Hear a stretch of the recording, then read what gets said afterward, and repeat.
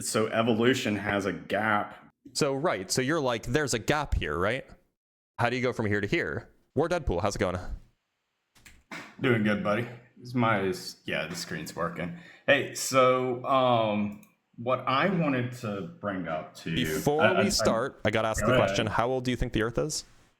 So that's kind of irrelevant for what I'm wanting to talk about. But okay, but that is the topic of conversation.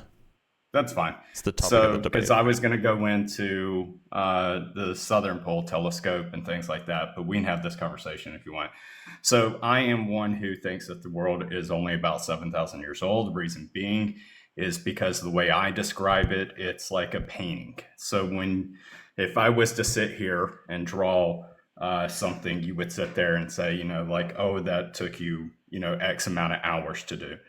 But if you looked into the details of things, like the paintbrush, what type of clay was used, how long that had been around and things like that, you could quickly go into years and hundreds of years and thousands of years. So that's the way that I view it. So the Earth is only 6,500 years old, but the stuff the Earth is made from is much older? Correct. And so where did that stuff come from? Where did that stuff come from? Yeah. From God's creation. And how long has that stuff existed? I have no idea. So when you say that like the Earth is only 6,500 years old, you mean, so like what was before the Earth? Was it just like a bunch of stuff lying around, or? I don't know. I mean, you're asking a question to, our scriptures that only have, like talking about the creation of the world within, like 2 pages, or really only one page. So what would you say about like, like there are human things that we have that are older than that, right? There like are artifacts, human artifacts, that yeah, are older than that. Like human artifacts, yeah. Like, okay, so that is where I feel that there has been a false doctrine that has been pushed of, like, oh, Aborigines, in Australia were here, 7,000, 9,000 years ago. Yet there's only, a very, very small percentage that is there in Australia. So you're talking about insanely incest with a group of, Well, I'm not talking about the Aborigines. I'm talking about the Yahoo symbols. Yeah, so I get it. But still, that does not mean that what your interpretation of a symbol or a piece of an artifact is your interpretation of it. It was, carbon dating is only good for, like 500 years. After that, carbon dating is good for like 50,000 years. No. Why do you think that it's only good for 500 years? Because after about 500 years, it's a discrepancy of, very small errors. And the further and further you go back, the more that errors increase. So how'd you get the 500-year mark? That's just a number that I'm throwing out, is so that once it goes into X amount of time, it starts to have discrepancies. But on what grounds do you think that it starts to have discrepancies? Oh, good grief. So hold on, let me pull it up for you.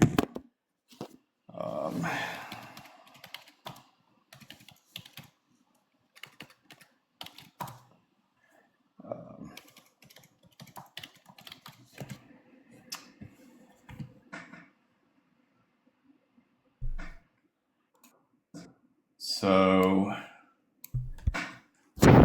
this is straight from Google's AI.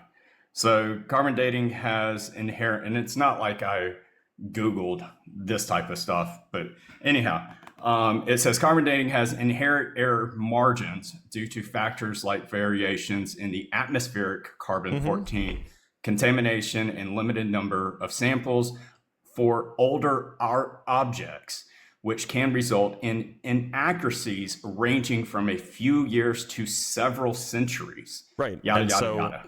So suppose that the inaccuracies are as much as several centuries, because, error bars are error bars. If I have something that's carbon dated to 8,500 years ago, even if they were wrong by several centuries, that's still much older than 6,500 years. I mean, that's again where I'm just going to leave the conversation at, is your opinion, and that's what But you're it's holding not an grounds opinion. to, You just read like it. Huh? It's not an opinion. You just read it. Yeah, I just read that it sits here and says literally that it has inaccuracies. Yeah, inaccuracies and of error up margins. to a few centuries, right? No. Isn't that what it says? So it says, which can result in inaccuracies ranging from a few years to Up several to. centuries. Right. So the inaccuracies can be as big as several centuries, right? It can be, and it can also be as small as a few years. Right. So if the inaccuracies can be as big as several centuries, and we have something that is carbon dated to 8,500 years ago, if they were wrong, if there are inaccuracies, those inaccuracies could be as big as several centuries. So maybe it's only 8,000 years old and not 8,500 years old. That's still older than 6,500. No, because once it starts to go further and further, it grows more and more. Where does it say that? That's just in common sense of when you have something that has a probability of a small error that starts within 3 years of, let's say, just like a 0.001% chance, the more that you go for, 10 years, it increases it to 0.001% chance. And then once you go to 100 years, it's 0.1% chance. I don't think that's how carbon dating works. So I'm not saying that's how carbon dating works. I'm saying that's how the error. I don't think that's not how error propagation works either. Okay. Right. So again, it's your opinion. Just this isn't an opinion. You're saying that there is some fact about carbon dating that, errors accumulate, blah blah blah, and you're just like saying that. Do you have anything to back that up? Or yeah, that's what I just used off of the text doesn't say Google that search. though. That's not what the text says. What you just pulled up, you read that and it didn't say anything at all like what you said. So what I said was that there is inaccuracies. Yeah, so there are inaccuracies up to a few hundred years. Yeah, I'm not going to sit here and go on to how I'm not going to put my faith into something that has an error system in it, especially for something that is, talking about things of 45,000 years ago to 250 million years ago or longer. So look, Wardad, the whole point of doing science and quantifying errors, which is what you're talking about, we're talking about you make a measurement and then there's some errors. Actually, let's just back up. Like when you're measuring something, when you stand on a scale to measure your weight, it'll say 170 pounds or something, but that has an error of half a pound, right? Okay. So anytime you make a measurement, there's always errors built in because no measurements can be 100% precise. There's always look at a ruler. Like a ruler, if something falls between two tick marks on a ruler, which one are you going to say that it is? You're going to say that's one closer to it, but it's somewhere between the two, and there's some error. There's some built-in error there. Every part of any measurement is always going to have some error in there. The whole business of science, at least one of the businesses of science, is to quantify how much error is present when you make measurements and to minimize that error as much as you can. And so the fact that they're telling you how much error is present in carbon dating, that should make you more confident that they're correct rather than less confident that they're correct. That depends on what type of ruler that you're using. I mean, if you're using something that you go and pick up from Lowe's, is different than something a machinist can go and buy. That's I agree. The point is that depending on how you're doing your measurement, you will get different levels of error. And so they're saying that depending on the conditions, depending on how they did their measurement, you can get errors from a few years to a few hundred years, and that's fine. They're telling you how much the error is, which means that you can rely on the numbers plus or minus that amount. Okay.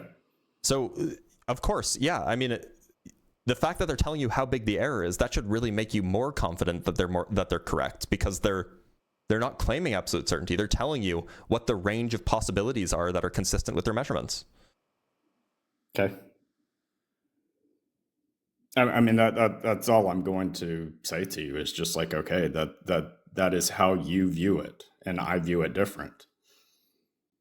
So if you have, I don't know, let's say that you have 10 different mechanisms that all agree on the age of something, not just carbon dating, but you have 10 different mechanisms that all agree that the Earth is older than 6,500 years old. Doesn't that indicate, like, if they're all giving the same answer, that it's older than that, doesn't that indicate that there's some truth to it? But that's not what they're doing. Oh, but they are. So we have carbon dating, which indicates that we have artifacts that are older than that. We have uranium lead dating, which is a different kind of thing. That indicates that that the Earth is billions of years old. We have dendrochronology. With more errors. We have dendrochronology, which is using tree ring data, which gets us to we have continuous tree ring data that gets us to around 14,000 years, at least 14,000 years old. We have ice core data that gets us to at least 100,000 years old. We have stalagmite and stalactite data that gets us to millions of years old. We have so many different pieces of data that all agree that the Earth is older than 6,500 years. Again, what I started my conversation off with when you asked me that question, I sat there and said that when it's like me, when I draw a picture and the type of paintbrush I use, the type of clay and all that stuff could say that the picture is a lot older than what it really is when I sat there and drew the picture within But we're not talking about materials here, right? Well, it is like materials. The trees, how could you have trees before the Earth existed? Again, it's so when you are drawing a picture, you're not drawing a picture of, something that's right here. You're drawing pictures from things that are old material based, certain types of clays and paste and things like that. Wait, are we talking about the materials that you use to make the picture, or are you talking about the things that you're drawing? So the materials, the trees. If I'm understanding the analogy, what you're saying is that the materials used to make the Earth are older than the Earth actually is. Correct. In the same way that you can have like trees, you can have like an old tree that you use to make a new chair, right? But if for example, if we're talking about tree rings, you know how like every year a tree gets another ring, those tree rings, we have roughly 13,900 or so years worth of tree rings that like in a continuous sequence, right? And so how is it that you could have the tree rings before the Earth? Like in the painting analogy, you can have the paint before the painting. How can you have the tree rings before the Earth? It's the exact same thing. Those are the type of, so trees and other things like that are the same thing that I sit there and say that those are the materials, just the exact same. So you would say that trees existed before the Earth did? Yes, I think it's how creation happened. Wait a minute. That's just how I view it. I could be totally wrong. But by the way, that's not what the Bible says. So again, I said the Bible said God made the plants after he separated the waters from the waters above from the waters below and all these things. Just like Adam, it's not like he made Adam when he was an infant. He put him at an age. So he can put trees at an age. Oh, wait a minute. But this is a different argument. What you're trying to Hold on, this is a different argument. We're changing powers. This is a different argument. We went from the materials are older than the created thing, which fine. Like that, I can understand your point there. To now you're changing it to the created things are created older, and that's a different claim, right? I don't really care what exactly. But then you're just moving you're just like politically correct in it. This isn't politically correct. This is just you're changing your argument because your first argument got blown out. No, it's not that something got blown out. It's because why change your argument? You went off of something. Why change your argument? I went off of something else. So the trees I didn't exist before the Earth did, right? Like the reason why I came up is because I wanted to talk to you about, you have an image in the back of you. Yep. And you don't want to have a conversation about the Southern Pole Telescope.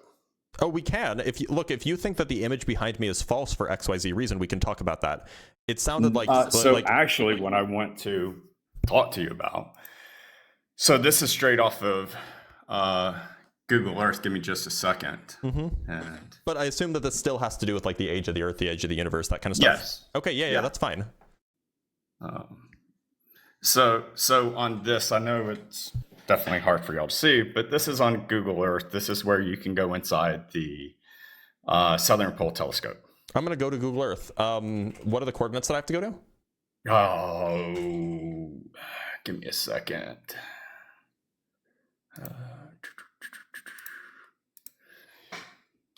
We can do this live. South, is it called the, I thought it was called the South Pole Telescope. No. You can't do it that way. How'd you get there? So give me just a second. I'll show you. Okay, I'll just zoom out and I'll scroll over to Antarctica. Yeah, so if you, let me see if I can give you coordinates. All right, see if you can put these coordinates in. I'll say it slow. Okay. 84 degrees. 84 degrees. 59. This is 0.59?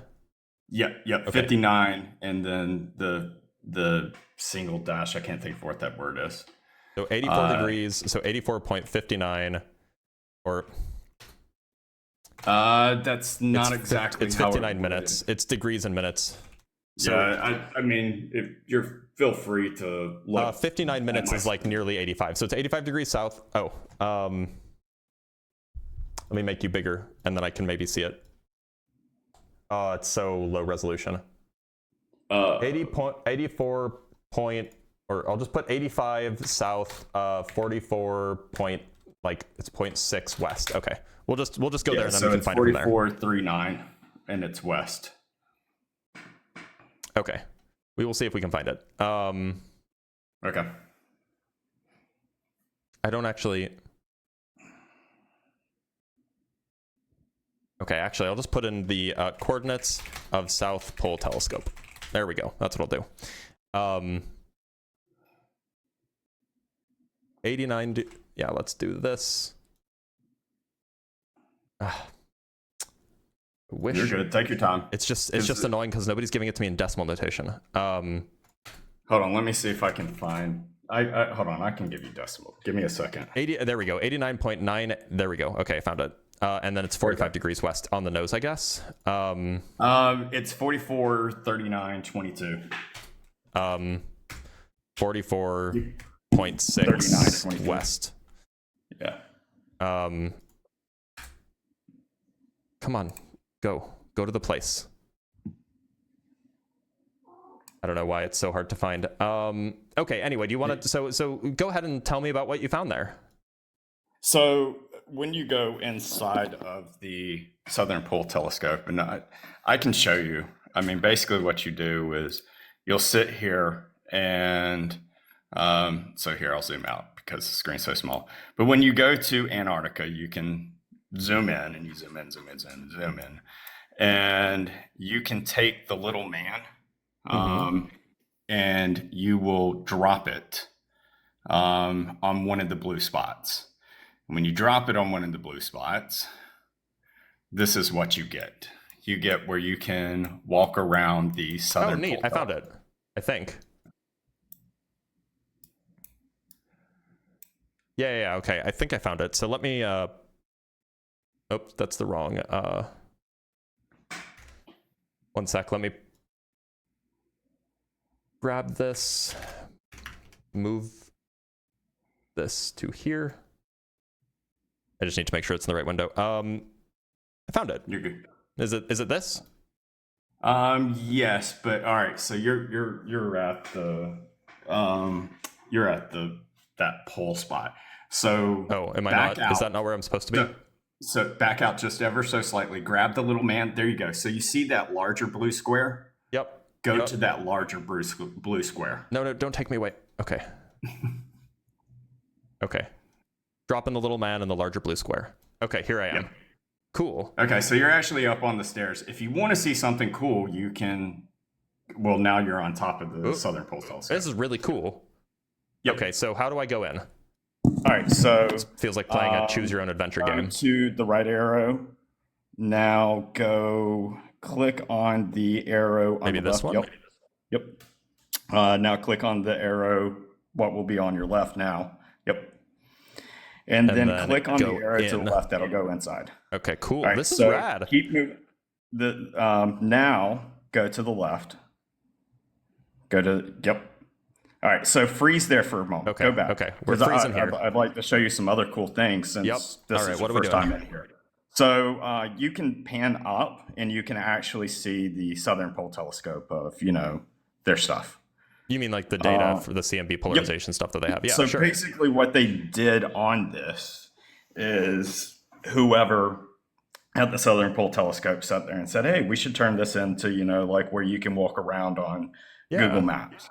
Sure. And so, but there's an argument coming, right? Because this is really cool. But yep. So, they were like, let's go a step further. Now freeze here because this is going to be something interesting I want to show you. Hey, look, that's a familiar picture. Exactly. It's almost like I took that picture from the same place that they got it. Correct. Yep. So if you actually go back to that, so this is what I'm getting into. So if you see that on the left side of that image, can you read that off? Yeah, people used to think the universe would collapse on itself, the so-called Big Crunch. Now it looks like dark energy will tear it apart. We're heading for a big rip. Correct. Yep. So this is actually outdated, by the way, but that's fine. Correct. So this is what I was wanting to show is that used to. So in biblical sense, a lot of people read the scriptures as God extending his arms and for an expansion of the universe. So what they used to contradict it is they would say, hey, no, we're actually imploding on ourselves, and that's why they called it the Big Crunch. Eventually, they realized in X amount of time or X amount of years, they realized that, hey, this ain't working with all of our scientific findings that we're finding. It's actually expanding. Well, so to be clear, the original cosmology that was proposed, or that was fairly common in like the 30s, 40s, and 50s, was that the universe was static, that it wasn't expanding, it wasn't contracting, it was staying the same size. It was called the steady state model. Then the Big Bang model came out. The Big Bang was arguably first put forward in like the 40s and 50s, and then it was basically confirmed in the 60s. And they basically said, look, the universe is expanding now. We have XYZ amount of matter. We don't have anything to keep it from collapsing back in on itself at some point in the future. And so gravity would mean that, well, it's expanding, but just from inertia, and eventually it'll collapse back down to a point. Then in the late 90s, it was discovered that the universe's expansion was accelerating. And, the cause for this was dubbed dark energy. And so then it was believed that the universe would expand and expand forever at a faster and faster rate. And now that led us to what's called the concordance model, or lambda CDM. In fact, that's actually right here on the picture. They mention it, the concordance model, right? Lambda CDM. That is now in question, whether lambda CDM is true. Now, it's probably still, people are still taking it seriously now, but in the last few years, data has been coming out that's been putting more and more question on whether or not lambda CDM is true. And so it's just not clear what the fate of the universe will be in the future. Maybe it'll recollapse, maybe it'll expand, but slower and slower forever. Maybe dark energy will do something else completely different. We're kind of in the dark here, but I don't understand how this proves anything wrong. So it's not exactly, I'm not someone who cares about saying that someone's right or wrong. What it is that through time, things have changed in science. Yes, like science back in the day of 1600s and things like that was, Sir Isaac Newton. It wasn't about, religious. It was more. By the way, it 100% was religious. It was way more religious than it is today. In fact, Isaac Newton wrote more about his weird theories about the Bible than he did about anything scientific. Yes, so he was so Isaac Newton. Oh, good grief! Hold on, give me a second. Um, um, trying to remember what exactly he was. So he did. Yeah, so He was a Isaac Newton heretic, was is what he against. was. Yeah, yeah. So Sir Isaac Newton, he rejected the doctrine of the Trinity. Yep. He was also a So heretic in like a whole bunch of different ways.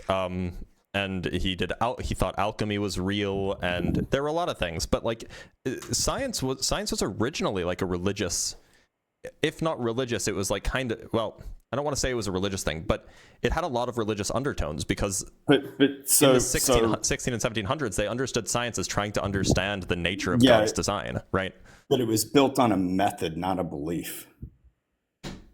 It That, still that, is that built that's on a what I'm method. getting Are at. you referring to, It if you're referring wasn't to the scientific method, then yeah, we're actually way better at doing the scientific method now than we were 300 years ago. that too, but yes, but no. So it was. That's just how it is. It wasn't them searching for God or disproving of God. Well, to be clear, that's not true. Lots of people were trying to prove God existed by observing the heavens. Sure, That some was like people. absolutely a thing that But scientists were obsessed with. Some of them, that's some anyway. not that's not the big bolt of it. I mean, like, I mean that would be they like were me sitting so there being like, oh, generally there's some cosmetologists that are Christians, cosmologists. like even though it's only 7%. But my point is that like everybody just believed in God at the time, so they were just like, yeah, so we're studying this thing that God made, right? Like they weren't fighting with Well, I mean, atheists that felt like they do you needed to try to consider, prove God like, exists.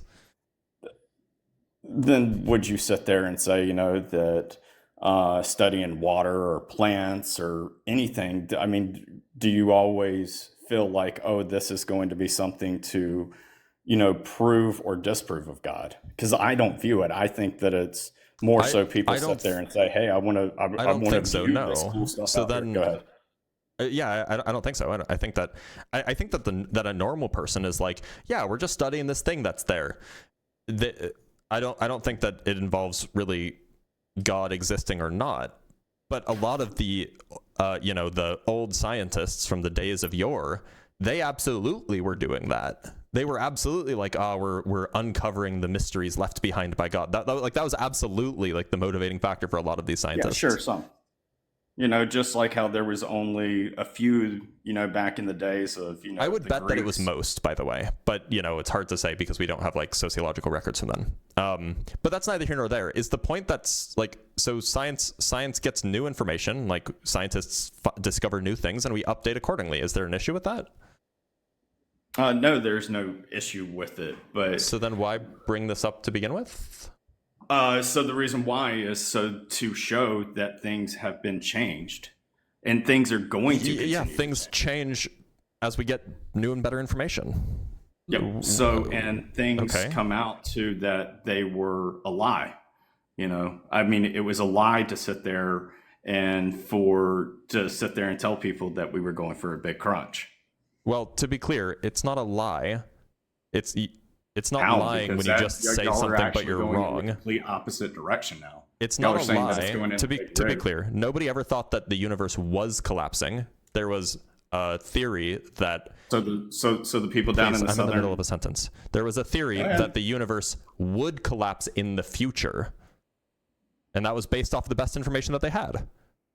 It's not a lie to be wrong about something. When you sit there and you say one day that we're going for a big crunch, and then you change the later on to, hey, we're going for the big rip into a totally Yeah, it's different direction. It's not a lie. It's called being wrong, right? People can be wrong, Okay. right? Yep. Okay. That's fine. Like But it's yeah. I don't. So Like, a lie there is implies things that are malice, being right? taught. Okay. Also, so by the way, a there's big things. crunch is still on the table. I should mention that. Yeah. Some people do still see it that way, but yeah, more so the thought now is in the other direction. Well, So, that's how it was for the last 20 years. But we're getting data Like there's recent data in the last few years that's calling that into question. And so the big crunch may be more on the table than you realize. They may have been right all along, actually. We'll see. This is a developing field. But like, okay, so yeah, scientists have gotten things wrong before. And? So it's one thing to sit there and say that hey, here is X without undisputable proof.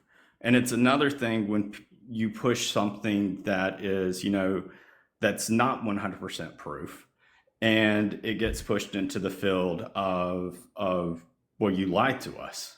Where's the lie? You call it wrong and things like that, but like science has.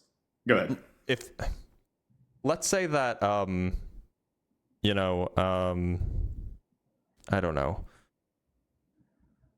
Let's say that. Okay, yeah, here's a good one. Are you familiar with the Iliad? No, I am not. Are you familiar with Homer, the Greek poet? Yes. Okay, so the Iliad was one of the epic poems that he composed. It was about a war in a place called Troy, right? A war between the Greeks and the Trojans. They were fighting about a woman. There's a whole thing. Very good, very, very interesting story. But for the longest time, and this was composed 2,800 years ago or something like this, right? For the longest time, by the time Europeans kind of like rediscovered this poetry, like 1500s, 1600s, 1700s, whatever, for the longest time, most people assumed that Troy was just made up. So, you would write down in your textbooks when you're teaching the history of ancient Greece, they'd be like, yes, and Homer composed the story of the mythical land of Troy, where the Greeks and the Mycenaeans, they fought with the mythical Trojans.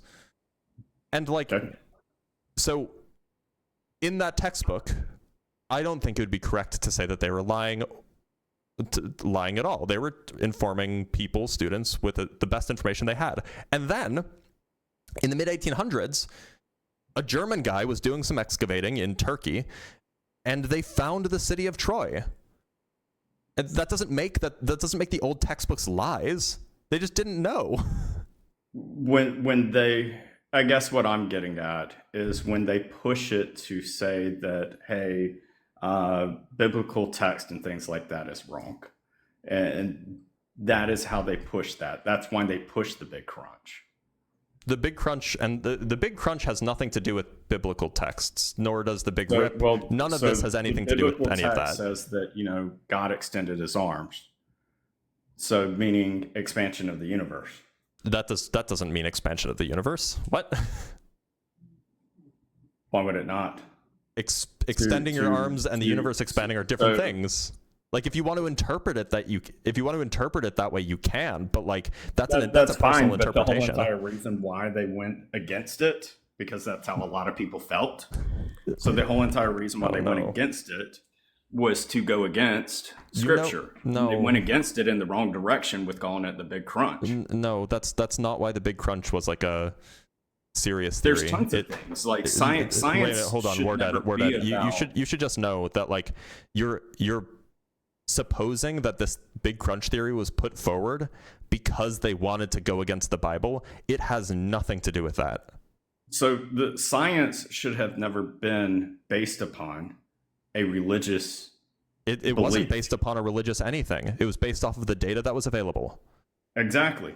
But you said earlier, the big crunch conclusion was based off of the data that they had available at the time. Yeah. They saw that the universe was expanding. They saw that gravity existed. And so the conclusion that you can draw from the equations of gravity that we have and from the observed state of the universe is that the universe's expansion would slow down and then recollapse. That is the conclusion that they could draw given the data that they had. It had nothing to do with trying to disprove the Bible. Okay. Well, like it's just historically inaccurate to say otherwise. Especially today, especially how you were earlier. You were sitting there saying, oh, yeah, people in the 1600s were more so Christian. And now they're, yeah, they are. 90% of them are atheists and things like that. That has nothing to really do with science. It should never do with science. I mean, there are people who are atheists who are scientists. There are people who are not atheists who are scientists. The reason I brought it up was because the person was questioning the statement that I was making about the the strange feature of our world that cosmologists tend to be overwhelmingly atheists, even though they're supposed to be the ones that are discovering the glory of God. So that should be that is unexpected under the God worldview.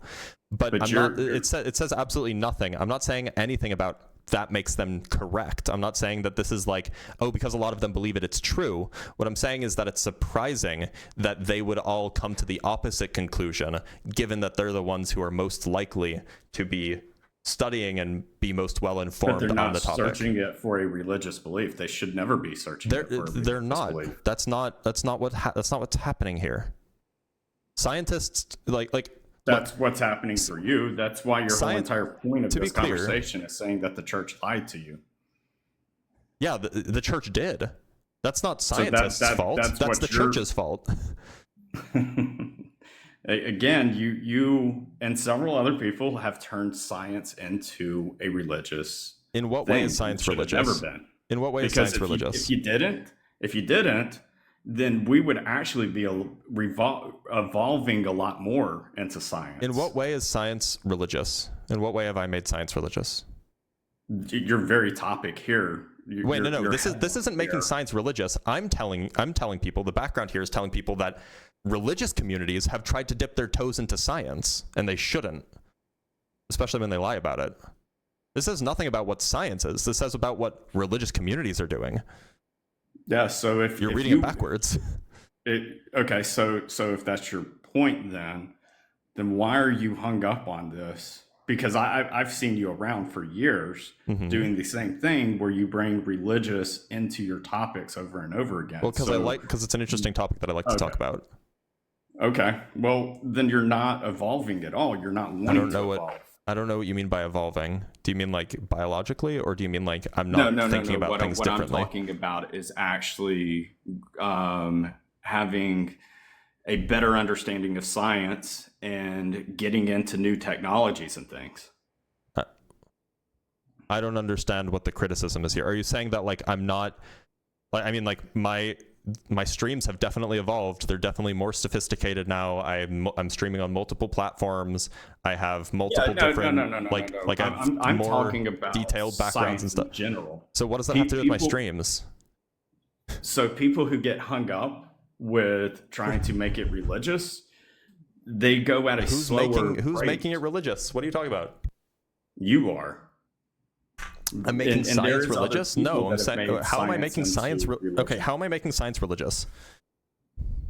Okay, I guess we're going to just spin tires on this. Again, you have it right here saying, your church lied to you. Right. That's not about science. That's about your church. The church is the subject of that sentence. Yeah, so you're wanting to turn it into this religious propaganda. This is a religious conversation that we're having. We're not having a scientific conversation. We're talking about how your religious organization lied about what the scientific facts are. Okay. Or like, it seems like you're getting it backwards. I'm like, there's no. This isn't like science proves religion wrong. That's not the claim here. The claim is that your church is lying. Often it's probably intentional. They also could just be wrong about things and spreading misinformation as well. So, that to me, I will sit there when someone says something wrong and you change it to something vastly different, I call it a lie. You don't call it. So hand, what if they weren't? When I was saying, hold on, malicious. If I can, when you were saying earlier that hey, the big crunch and all that stuff, it was just wrong. That's not a lie. Well, then churches, why don't you give them the same, gratitude with saying, because they know what the evidence is, wrong, and they change. Do what? They're not like. Well, okay, to be clear, there are some churches who are like very pro-science and like that's cool. There are some churches, however, that are very anti-science and literally maliciously and dishonestly reject or misrepresent the scientific data to push a view that like the Earth is 6,000 years old or something like this. This is a thing that happens in a lot of churches in the country, in the United States anyway. And so I'm specifically addressing those churches, not like the churches that are like, oh yeah, like we believe in evolution and we believe that, you know, the earth is 4.5 billion years old. We just think that God guided these things, blah, blah, blah, blah, blah. Like that's like fine. I mean, it's just, I don't get caught up on, you know, what someone's belief is. You know, Well, I think that people should believe true things, and I think that we should teach people true things. And so if we have a collection of people who think that the earth is 6,000 years old and they want to teach that in public schools, I think that that is a bad thing, actually. Okay, so what do you think about evolution then? I mean, It it's happened. literally got it's so evolution has a gap, you know, from monkeys to man, you know, after Sorry, like when's the gap? 10 or whatever. There's one of them that has a gap. Why When is sit it? there and push that? When's the gap? I don't know when exactly the gap is, but there's a gap in between, you know. Hold on, can I pull something up? Yeah. One sec. I gotta pull something up, and this will probably get my live taken down, but whatever. This is a good meme.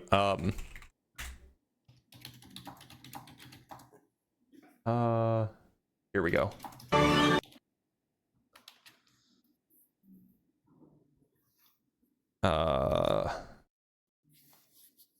So are you referring to, so right, so you're like, there's a gap here, right? How do you go from here to here? Hold on. No, what I'm talking about Is it the and I gap can't from, remember. is it perhaps the gap So from you here to have, you here? know, like 10 different stages or 20 different stages, you Is know, it the gap type from deal. here to here? Yeah, there, so it's like Or maybe 10, it's the gap from here to here. yes, yeah, like that type of sense. But are you sure? Because it seems Well, like in evolution, actually it you seems should like, do away with the old. where's the gap? Is and it the become gap to from new. is it the gap from here to here? So that's what I'm getting at. Did I not just say that? It's like 10 of them, and one of them has a gap to where it's not coming in.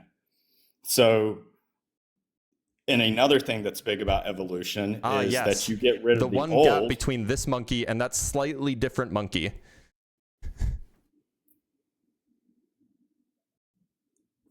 Okay. I mean, Like, take it however you want, I mean, but you know, evolution, the whole entire point of evolution is to get rid of something that's old to become new.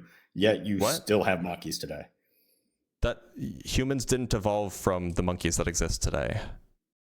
Okay. And cool, evolution is not the great. process. Evolution is not the process of getting rid of something old and getting something new. That's not what evolution is. Okay, so you sat there and you just said, am I right in what I heard that we did not evolve from monkeys? Not from monkeys that exist today. So The why are monkeys we that exist teaching today this? exist today. We evolved from our ancestors. Our ancestors don't exist today. But we're teaching, like, you're so against teaching, you know, certain types of religious stuff, the 6,500 years old, you Yep. know, type deal on your scientific stuff. Yet there's other people that are out there that can sit there, you know, and debunk evolution for monkeys and stuff. But I don't evolution is know, taught man. I don't big think they time in our can. schools. I've never seen anyone successfully do that.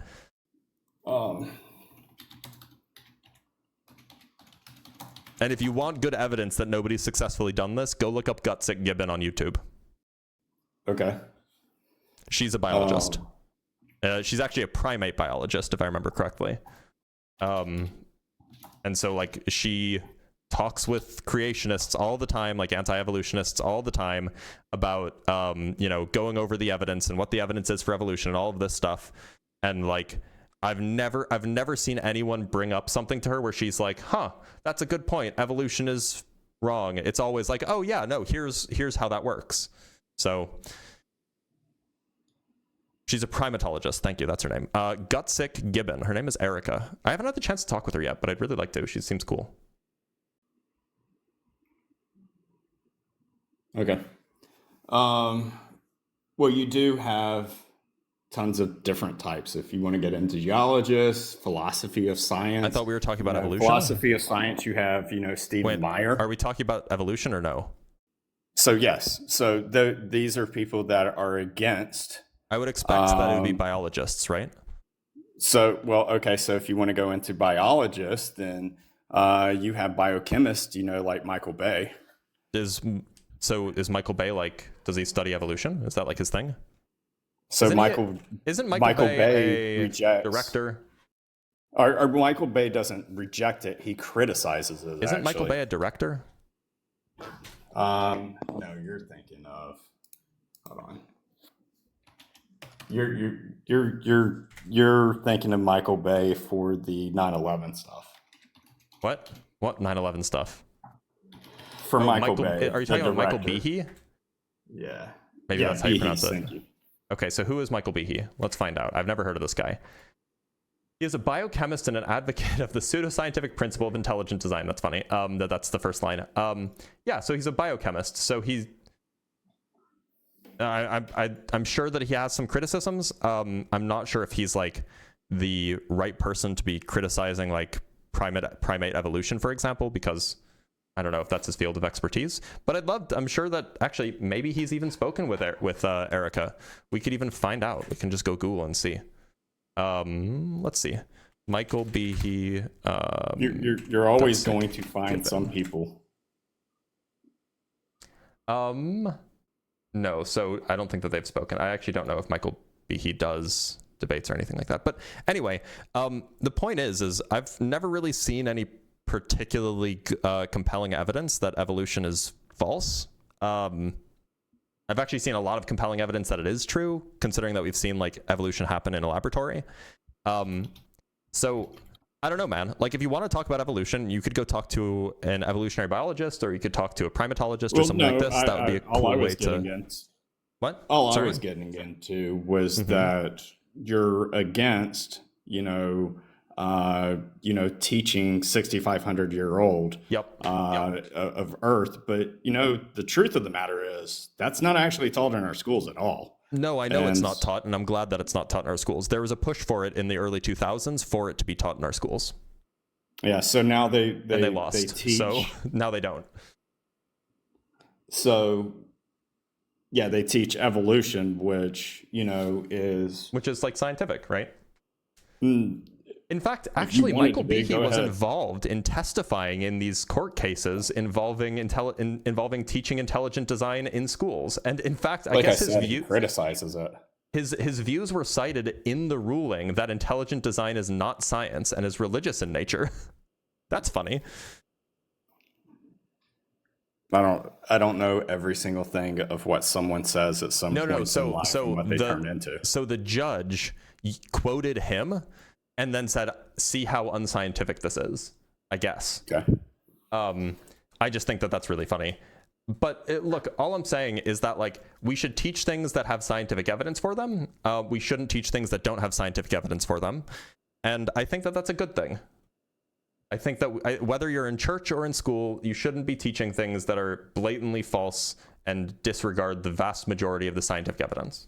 I think that that's bad. So see, that's where you get hung up with. Earlier you were saying, hey, when I talked about the big crunch, it's just wrong. We evolved, but it was consistent with the scientific evidence available at the time. That's the point. But so is, sitting there talking about, the date on Earth, so 6,500 years is not consistent with the data that we have now. Correct, with the data that we have now. Yeah, so we should teach stuff that's consistent with the data that we have. And are we not? Yeah, well, if a church is teaching you that it's 6,500 years old, then the church is not. Again, you were saying schools. I said schools and churches. So, okay, schools and churches. Well, schools, that's something that's totally different than a church. Well, look, I'm not going to say that churches teach this stuff. I'm not going to say that like a church, like we should legally force a church to not do this, because that would be super, super problematic. But I still think that it is like morally reprehensible to misrepresent facts and misrepresent scientific data to try to push like a Iron Age cosmology. I think that that's reprehensible whether it's in a church or in a school. Okay, so then you do believe that it shouldn't be taught in churches? Yeah, I just don't think that we should legislate it that way. We should just shame people. Okay. But look, War Deadpool, it was a delight. You were a great interlocutor, and I do appreciate you being here. But it is around noon, which means that I need to go make myself a sandwich because I'm hungry. Is that fair? All right. Yep. Have a blessed day, buddy. Thanks for being here, War Dead.